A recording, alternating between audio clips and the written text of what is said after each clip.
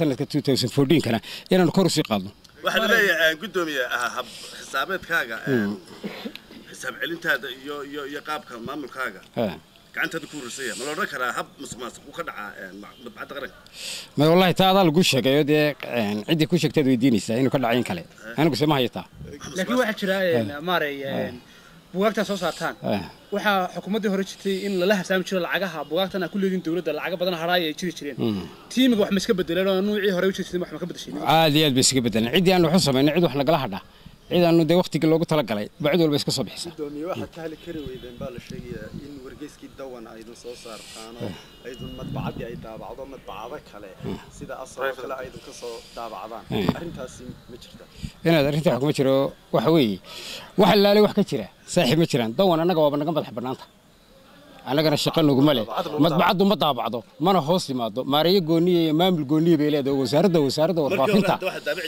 bariga hore iyada daabici jirtay taa waxaad weydiinaysaa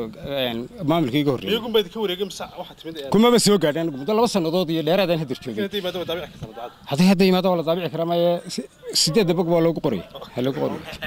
maxaad ka wada hadashay bismillaahir rahmaanir rahiim gudiga wax ku wareysanaynay hawsha aanu wadanka u hayno meeshay marayso iyo sida wax uga qabsoon oo waa xilli wax caadi mar walba in maartay la soo yimaado gudiga qaybta qaabilsan iyo wasaaradda qaabilsan yihiin mar walba wareystaan marka wareysigaas aan isugu tagno wasiira u baxay xaqii bariga waxa la sheegay in xaalada jiraan waxa soo kordhay wax dhibaato ah hadda ma oogin laakiin waa shaqo wasaaradooda ku saabsan saan malaynay wasiirka gaashaandhigga iyo muxuu ahay taliya ciidanka iyo hawl maartay xagga ciidanka xaqiisa wasiirka deegaanka gobolka Sanaag ka soo jeeda halka waxa la sheegay in ciidamo la qaramayn oo Sanaag fadhiisin ku leh inay kaacsan yihiin sababtay u bixin wasiiraduna inay sidaa tahay aduu wasiirkii deegaanka tahay maxaad kala socoto maadaama hargeysa hadda ku sugan tahay wallahi horta su'aashaas iyay ku fiican tahay aniga kalluun inay weydiisaan baa fiican sababta ma ina kalluun weydiisaan baa horta fiican mar hadaan la waayin iyagii aniguna aan hadda hawl ka soo qabanayn laakiin kulley ciidanku waa iska jirtaa hadba sistamyadii hore oo ciidanku u shaqeyn jiray in wax laga bedelo ayaa qorshe ahaa dabadeedna waxyaabo kala tirsanaya way iska jiraan ciidamo tirsanaya in maaragtay la ruqseeyay baa jira kuwa muxuu ahaay meelii fariisanadooda muddo dheer ay fadhiyeen oo la yiri wali ka bedelaya oo iyana taageeraysan waayay baa jira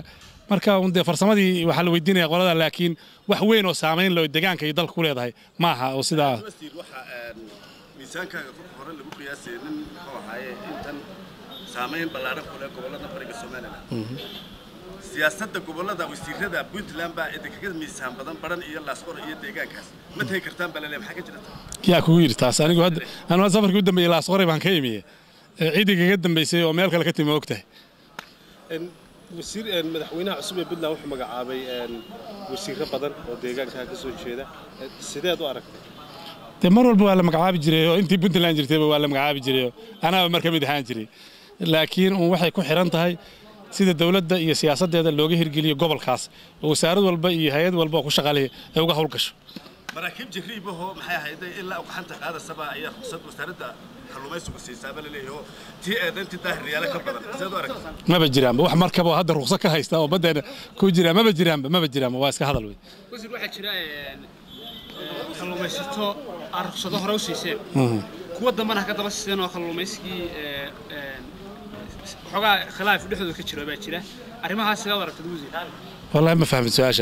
maxaa macna ula jeedaa waxaan ula jeedaa waxa jira shirkado kalluumaysi oo inta meelaha qaar u siiseen qaar inay ruqsad siiseen kuwa kalena ka daba siiseen oo shirkad kale ma jiraan ma jirto arintaas midina waa Kalsan TV Media Production iyo Kalsan TV Managers oo anigii aadan aanu ka joogno managementka Kalsan TV Kalsan TV Football Club iyo minka Kalsan TV insha Allah shukran sida ugu degdega badan buu inoogu furmi doonaa